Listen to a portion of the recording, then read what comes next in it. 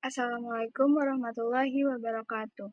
Halo semuanya, perkenalkan nama saya Kunita Liani dengan NIM 228323002 dari kelas A PVTE 2023 Universitas Sultan Ageng Tirtayasa.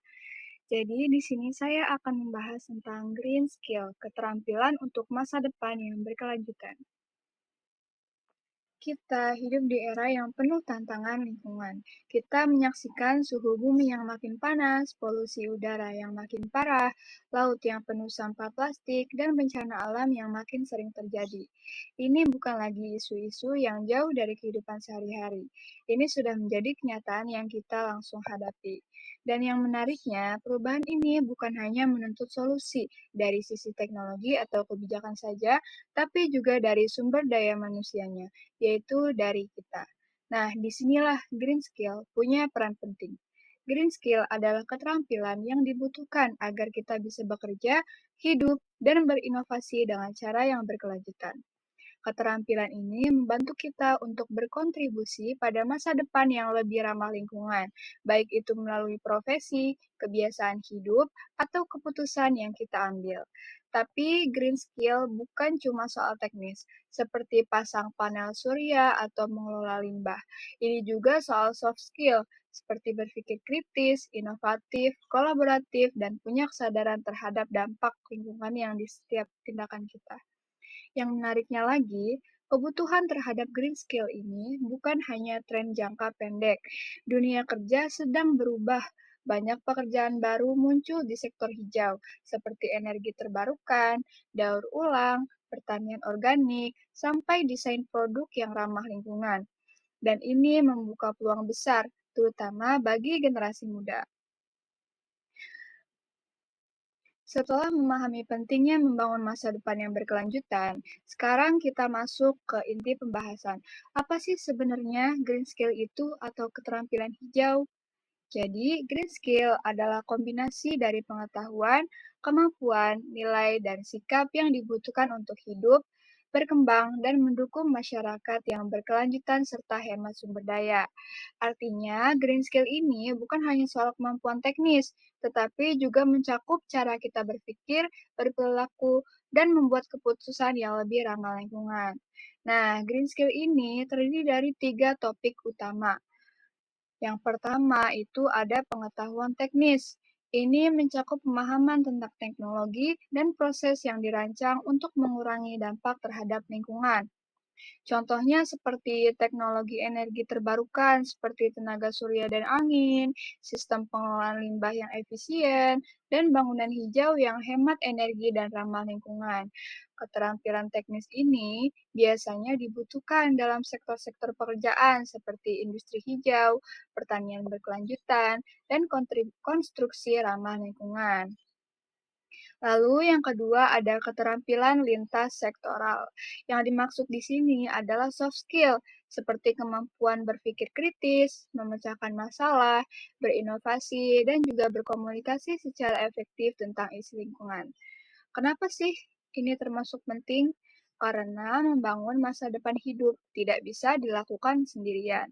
Kita perlu bekerja lintas bidang, berkolaborasi, dan menciptakan solusi bersama. Contoh nyatanya kita bisa dilihat dalam dunia kerja saat ini. Banyak perusahaan yang membutuhkan tenaga kerja yang tidak hanya punya skill teknis, tetapi juga bisa menjelaskan ide-ide hijau secara jelas, bekerja dalam tim, dan berpikir kreatif dalam menghadapi tantangan lingkungan. Lalu yang ketiga ada nilai dan sikap. Nah, ini adalah bagian yang sering dilupakan, tapi sebenarnya sangat penting. Green skill juga berarti kita harus memahami pentingnya keberlanjutan, merasa bertanggung jawab terhadap lingkungan, dan bersedia mengubah gaya hidup kita ke arah yang lebih ramah lingkungan.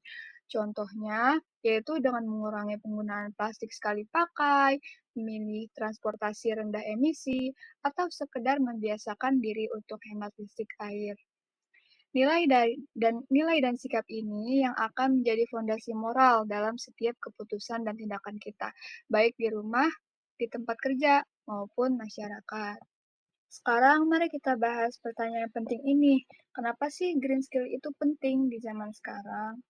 Nah, jawaban sederhananya itu, yang pertama, karena dunia kita sedang menghadapi krisis lingkungan global, yaitu perubahan iklim, polusi, krisis energi, dan kerusakan alam, bukan lagi isu masa depan. Ini semua sedang terjadi sekarang. Kita butuh cara hidup dan cara kerja yang lebih ramah lingkungan, dan itu hanya bisa terjadi kalau manusia punya keterampilan yang tepat untuk menghadapinya, yaitu dengan green skill. Lalu yang kedua, itu green skill dibutuhkan di semua sektor, bukan hanya di bidang lingkungan. Misalnya, petani perlu tahu tentang pertanian berkelanjutan. Arsitek perlu tahu tentang desain bangunan hemat energi. Bahkan, pemilik bisnis pun harus bisa mengambil keputusan yang mengurangi jejak karbon. Artinya, semua profesi perlu green skill, apapun bidangnya. Lalu yang ketiga, itu dari sisi ekonomi. Green skill itu membuka peluang kerja baru. Nah, dunia kerja sedang bergerak ke arah ekonomi hijau. Akan muncul banyak lapangan kerja di bidang energi yang terbarukan, pengelolaan limbah, transportasi hijau, hingga teknologi bersih. Jadi, siapapun yang punya green skill itu akan punya keunggulan dan peluang besar di masa depannya. Dan yang terakhir itu, green skill membentuk pola pikir dan kebiasaan hidup yang lebih baik dan bertanggung jawab. Nah, kalau kita ingin menjadi bumi yang lebih layak untuk generasi berikutnya, kita perlu memulai dari diri kita sendiri, dari cara kita berpikir, memilih, dan bertindak sehari. Green skill itu penting bukan hanya untuk pekerjaan, tapi juga untuk masa depan planet ini dan kualitas hidup kita. Nah, di slide ini kita akan melihat contoh-contoh penerapan green skill yang terbagi menjadi dua kelompok utama, yaitu soft skill dan hard skill. Yang pertama, soft skill. Soft skill adalah keterampilan non-teknis yang berkaitan dengan cara kita berpikir, berkomunikasi, dan bekerja sama. Contohnya yaitu seperti berpikir kritis terhadap isu lingkungan, memecahkan masalah secara efektif dengan pendekatan berkelanjutan, bisa bekerja sama lintas disiplin ilmu, dan punya rasa tanggung jawab terhadap dampak dari tindakan kita. Nah, keterampilan soft skill ini penting karena transisi ke arah masa depan hijau butuh kerjasama, inovasi, dan kesadaran sosial. Sementara itu, hard skill adalah keterampilan teknis yang bisa dipelajari dan diterapkan langsung di lapangan. Contohnya seperti mengoperasikan sistem energi terbarukan seperti panel surya, mengelola limbah dan proses daur ulang, menerapkan prinsip bangunan hijau dalam arsitektur, hingga bertani secara organik atau mengaudit jejak karbon sebuah perusahaan. Nah, kombinasi kombinasi dari kedua jenis keterampilan inilah yang membentuk seseorang menjadi individu yang siap menghadapi tantangan lingkungan, baik dalam kehidupan sehari-hari maupun di dunia kerja. Dan yang menariknya lagi, baik soft skill maupun hard skill itu bisa dipelajari secara bertahap, mulai dari bangku sekolah, pelatihan, sampai praktik langsung di masyarakat. Green skill tidak hanya penting secara umum, tetapi juga sangat dibutuhkan di berbagai sektor pekerjaan dan industri. Mari kita lihat beberapa sektor utama yang membutuhkan green skill, yaitu yang pertama ada pertanian dan kehutanan. Petani dan pekerja agrikultur itu dituntut untuk mengelola tanah dan air secara berkelanjutan, mengurangi penggunaan bahan kimia berbahaya, dan penerapan sistem pertanian ramah lingkungan seperti pertanian organik dan agroforestry. Lalu, kehutanan modern juga melibatkan pelestarian ekosistem dan pengelolaan hutan lestari. Lalu yang kedua ada energi dan ultras, di mana industri energi saat ini bergerak ke arah energi bersih, seperti tenaga surya, angin, air, dan bioenergi. Dibutuhkan tenaga kerja yang bisa memasang, mengelola, dan memperbaiki sistem energi terbarukan. Lalu yang ketiga ada konstruksi. Arsitek, insinyur, dan tukang bangunan kini didorong untuk menerapkan konsep green building. Contohnya, desain yang hemat energi, material bangunan ramah lingkungan, dan efisiensi penggunaan air dan listrik. Lalu yang keempat ada transportasi, pengembangan kendaraan listrik, sistem transportasi publik, dan infrastruktur transportasi rendah emisi menciptakan kebutuhan akan teknisi dan perencana transportasi yang memiliki green skill. Lalu yang kelima ada industri manufaktur. Perusahaan kini berlomba-lomba untuk mengurangi jejak karbon mereka. Dibutuhkan pekerjaan yang memahami efisiensi energi, proses produksi rendah limbah, dan manajemen limbah industri. Lalu yang keenam ada pengelolaan limbah dan juga daur ulang. Nah, dari pemilahan sampah, pengelolaan limbah berbahaya, hingga inovasi produk daur ulang, semua ini memerlukan keterampilan teknis dan pemahaman tentang prinsip keberlanjutan. Lalu yang ketujuh itu pendidikan dan sosialisasi. Guru, fasilitator, penyuluh lingkungan, dan influencer juga membutuhkan green skill untuk menyebarkan kesadaran dan pengetahuan kepada masyarakat. Lalu yang ke-8 ada bisnis dan manajemen. Bahkan di sektor bisnis, kini pemimpin dan manajer perusahaan itu dituntut untuk membuat keputusan dan memperhatikan aspek lingkungan dan sosial, bukan hanya keuntungan finansial. Jadi, dapat disimpulkan bahwa hampir semua sektor akan atau sudah itu terdampak oleh transisi menuju ekonomi hijau. Dengan memiliki green skill bukan hanya menjadi nilai tambah, tapi sudah menjadi kebutuhan dasar untuk siap kerja di masa depan. Lalu, bagaimana sih caranya kita bisa mengembangkan green skill? Nah, berikut beberapa cara praktis yang bisa kita lakukan, yaitu yang pertama, dengan belajar melalui pendidikan formal atau non-formal, dengan cara mengikuti pelajaran atau program studi yang berorientasi pada lingkungan, seperti teknik lingkungan, pertanian berkelanjutan, energi terbarukan, atau desain ramah lingkungan. Selain itu juga, kita bisa mengikuti pelatihan, webinar, kursus online yang membahas topik-topik green skill. Lalu yang kedua ada terlibat dalam kegiatan lingkungan.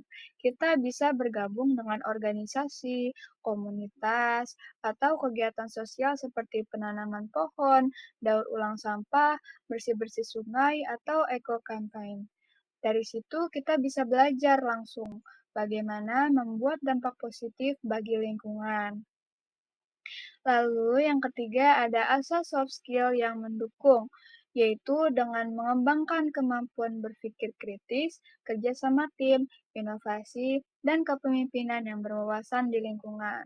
Nah, kita bisa melatihnya di sekolah, kampus, organisasi, atau bahkan lewat proyek pribadi. Lalu yang keempat, ada pelajari teknologi ramah lingkungan. Kita bisa mencoba untuk mengeksplorasi teknologi hijau, seperti cara kerja panel surya, sistem irigasi hemat air, atau pengelolaan limbah. Lalu masih banyak video edukatif dan tutorial gratis yang bisa dipelajari dari YouTube atau platform belajar daring. Lalu yang kelima ada ubah kebiasaan sehari-hari kita. Nah, mulai dari diri sendiri. Contohnya seperti hemat listrik dan air, kurangi plastik, pilih transportasi rendah emisi, atau konsumsi produk lokal. Nah, dengan membiasakan diri menjalani hidup yang lebih hijau, kita membangun sikap dan nilai yang menjadi inti dari green skill. Lalu yang terakhir ada cari pengalaman praktis, yaitu dengan cara magang di organisasi lingkungan, proyek CSR perusahaan, atau ikut lomba inovasi hijau. Nah, semakin banyak praktik, kita akan semakin kuat kemampuan kita dalam menerapkan green skill di dunia nyata. Jadi dapat disimpulkan bahwasanya mengembangkan green skill bisa dimulai dari mana saja, mulai dari belajar, terlibat, mencoba hal baru, sampai mengubah kebiasaan. Yang paling penting adalah kemauan untuk belajar dan bertindak.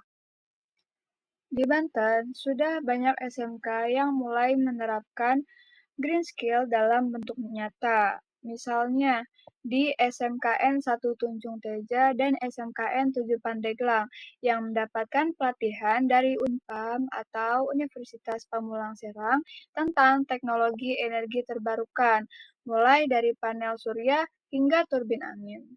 Selain itu, ada Dinas ESDM dan PPSDM KE menyelenggarakan pelatihan PLTS khusus di awal tahun 2025 untuk peserta dari Banten. Nah, ini yang menunjukkan bahwa upaya pemerintah dan perguruan tinggi membekali siswa vokasi dengan keterampilan teknis energi bersih. Tak hanya itu, menurut hasil studi, banyak SMK di Banten yang telah mengimplementasikan Green School atau Green Skill secara baik, dari kebijakan sekolah hingga kurikulum dan fasilitas ramah lingkungan. Jadi, tidak hanya teori, tetapi praktik dan dukungan kelembagaan di Banten sudah menunjukkan kemajuan nyata dalam menumbuhkan green skill di tingkat SMK.